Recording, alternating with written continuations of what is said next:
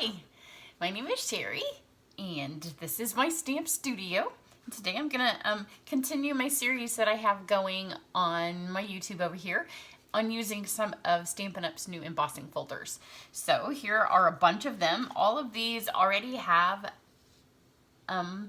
tutorials up, so you can hop over and go see them. I have a playlist that I've been just adding them all to, so that'll pop up here at the top of the video towards the end. So if you want to watch those when you get to the end of this, then just click the little link that'll pop up when you get to the end of this, and then it'll take you, you can see which one of these if you've missed any of them. So this will be the one that has posted just before this. So today I'm going to again use the bricks. I have this here. You know, you all are going, if you've been watching me, yeah, you're never gonna use that, because I've had these for a while. This was the first thing I did with the bricks, and it didn't go with the card I was making, so it's still sitting here. But I will use it. But I'm gonna use the bricks again today. But today, I'm also going to use, this is super, super fun new washi tape that we have. Well, this is fun, because it's like a ruler on here, so it's kind of cool. But this is different. So I'm going to use it on the card today, and I'm going to mix it with the embossing folder. So here I have our Mary Merlot cardstock. See if I can fold straight, because you know that's a talent you have when you're a card maker. Sometimes 90% of the time you get it, and then the other 10% of the time you're not paying attention and it doesn't work. So I'm going to take the two different washi tapes. They come in one packet together, so these are the two that you get. The first one here, the little ruler one, I'm just going to use for, oh, and you know, you never know where the ends are of these things. I'm going to use it for a little border. So I'm just going to put this around here. All four edges, and you know, washi tape just tears. So it's kind of up to you. You can do it and wrap it around the edge. I haven't decided. I kind of like this card for camp, but it's also a tiny bit similar to the one I already said was our first camp card for August, which is the one that has the magnolia on it. So a little bit similar. So I may do a little Facebook post over there and ask the girls that are coming, do you want to do both? Because they're both bricks with a flower on them. So, you know, lots of times we need lots of floral kind of birthday cards. So if they want to do this one, we may do too. So I've just got this. You can see it's really pretty. It's some vintage looking ruler tape. And then I'm just going to take my edges. You can fold them around if you want. I like to have it look a little bit more finished on the inside, because if you fold it, then when you flip it open, you're going to have that little torn bit on the inside. So just, you obviously don't want to tear too much because you don't want to waste that. So just take that. So that's all we need for that, the background of our card.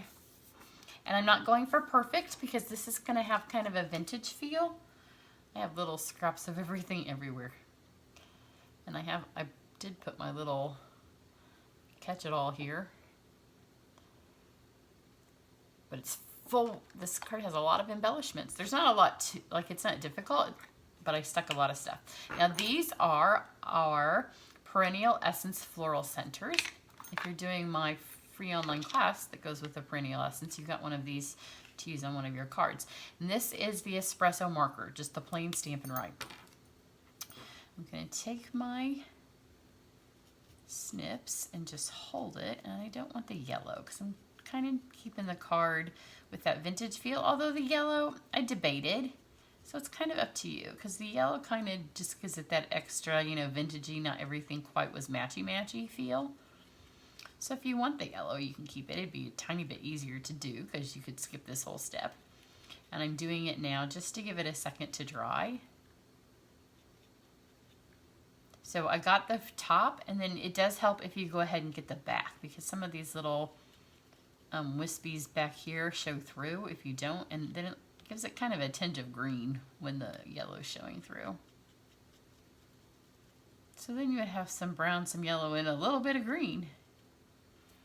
So you can see there now it's espresso instead of yellow.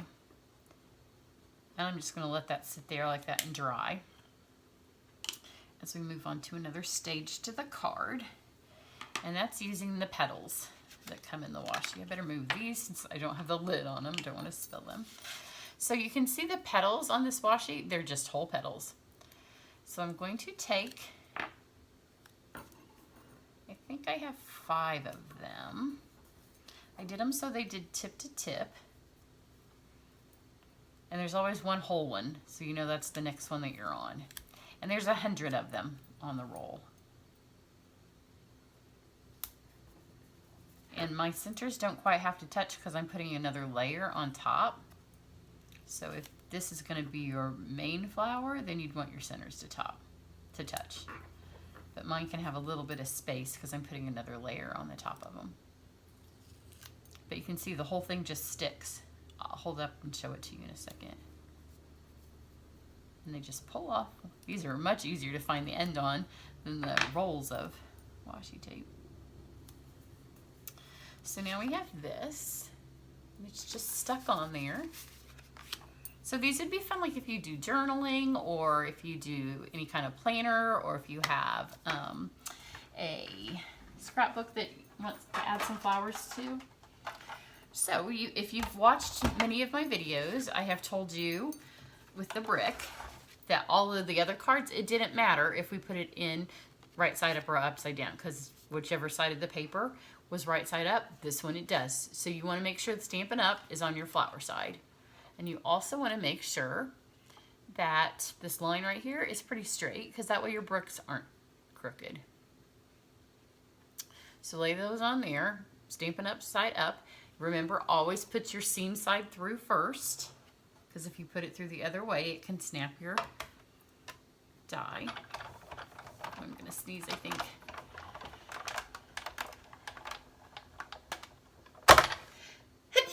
Sorry, I was trying to talk about the blue plate, but I knew I was going to sneeze. So if you have any of the 3D folders, then you're going to need a blue plate, or if you're using a regular plate, then you're going to need some shims. And I've heard people, I haven't tried it with my regular plate because I have the blue plate. I've heard up to 5 pieces of typing paper. So it's all of the die or the embossing machine that we need. So now you can see that it's smashed these into there. It looks beautiful. It's really pretty just like this. And then we are going to stamp, which is always a little, you know, when you stamp after you die cut or emboss, it's always a little like, let's hope for the best. So I picked a stamp. In case we do this at camp, I wanted to do one. My girls mostly need birthday stamps all the time, or birthday cards. So I went with Let's Celebrate You from the Bloom and Grow, because this is a pretty font. It took up the space nicely. That was how I really chose it. Sometimes it's not about the art, it's about the need and about the spacing. And because the font's big and bold, I knew that over all of them, it would go on top of the bricks best. So here's the tip. If you hold it, you don't want to rock it, but hold it firmly and give it a second for the ink to press in, because it's got to get down in and it won't get everywhere. But again, we're going for vintage, so it doesn't matter if it doesn't go everywhere. So you can see it got most places. There's a little bit of, you know, a little bit of places where we skipped, but that's okay because we're going to go back to the Stampin' Right marker that I used to color in, and take my glasses off, color in my flower center, and I'm just going to take the bullet tip, and I'm just going to, the stamp itself is kind of a, like, really clean line font. This makes it a little bit more jagged and vintagey. But that's okay because it goes with the look we're going for in the card. But any place where it kind of didn't hook up because the bricks were, you know, the dents in the bricks, I'm just going to re-hook them up. So just trace back over the top of it. As long as you have the same Stampin' Right marker, or you could also kind of do it with the blends. This tip, the bullet tip, is a little bit better size-wise. But there we go. That's good enough. So now we have that on there. Then I'm going to take my white craft pad, which you've seen me do now on a few of these videos with the bricks. And this is the old one. If you get the new one, it's not going to be in the old case. And I don't want it to go on the flour because I don't think it would dry. Oh, because this is craft ink. Just rub it on here. And again, that's going to help any place where this is a little bit funky or stamping, because it's going to add to the overall, this is an old beat up kind of vintage bohemian kind of look. And I'm intentionally not getting all the bricks on this one. On some of my other cards, I've got the whole thing white. On this one, I'm just kind of giving touches of white. So there we go. And then I'm gonna take my snips, knock this thing off, put my glasses back on. It's all a little procedure over here. Take my snips, and then I'm gonna just drag this down along the edge of this to kind of rough my edges up. I have some brown on me from the flower centers. So just drag this along, and it kind of just roughs up the edges. It gives a nice little, it makes the cardstock look a little bit thicker than it is.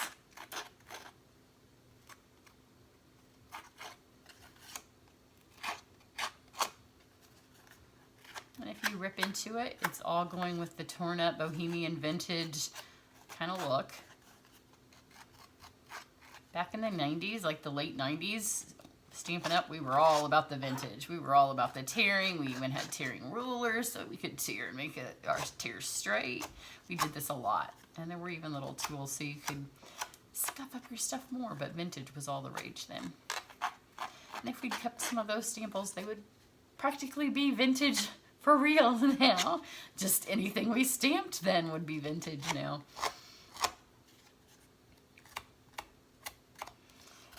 So just kind of bend those up, and it just kind of, not only is it, this is twofold the reason I did it. Partly because it goes with the style of the card, but also you're going to see when I lay it on here, now with my background, it gives a nice, it offsets the washi tape that goes around the edges, so you notice it a little bit more. So I'm going to take regular size dimensionals and just add 4 of them here. Again, having it raised up, you'll notice a little bit more of the ruler tape that goes around the edges.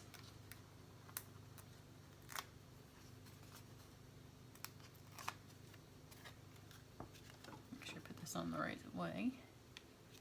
So just stick this on here. And then I'm going to take 3 of the tiny dimensionals. I'm going to stick them kind of in a triangle here in the middle of my flower. Because I want to add 3 more petals, and I don't want them to stick all the way down.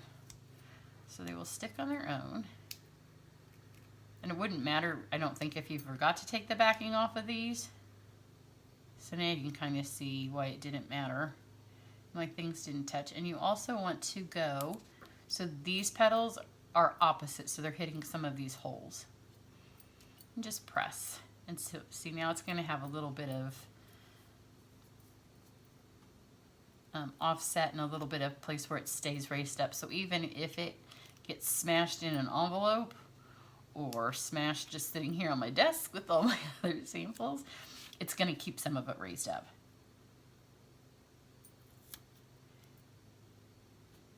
So I'm just pressing kind of like right here hard where the dimensional is, and it's still keeping these rounded up there.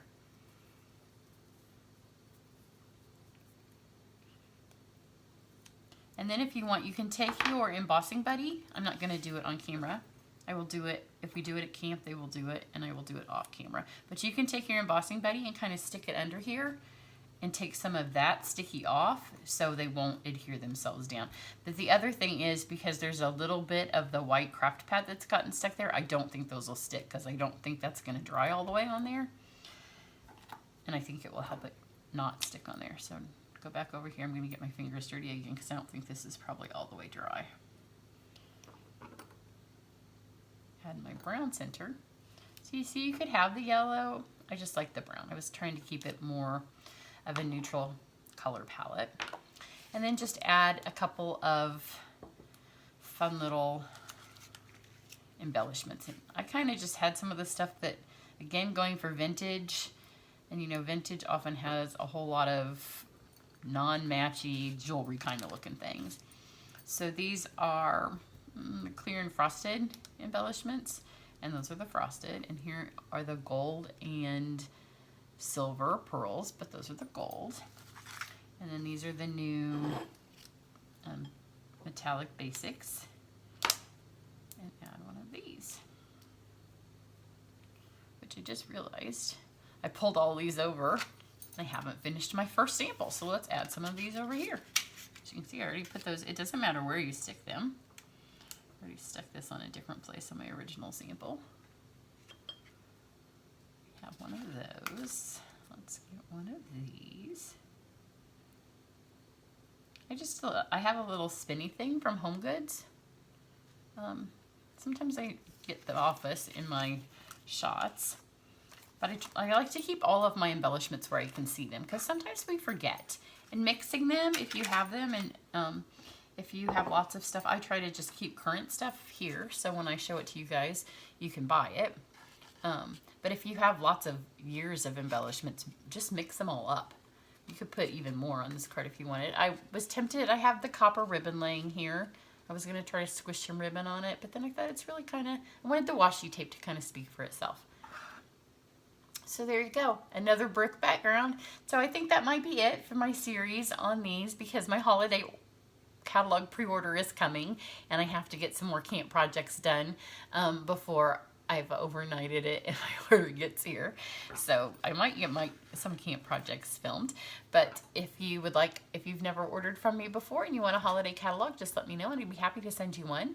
I have an ongoing August free online class, and I will be posting as soon as I have my holiday stuff and I can post a picture of the stamp sets. I'll have my free September online classes posted. So, and if you're interested in getting any of the things to make these cards, I will put those supplies down below along with the links to my online store, and you can get those and make this card at home super, super quick, and I think it's really pretty.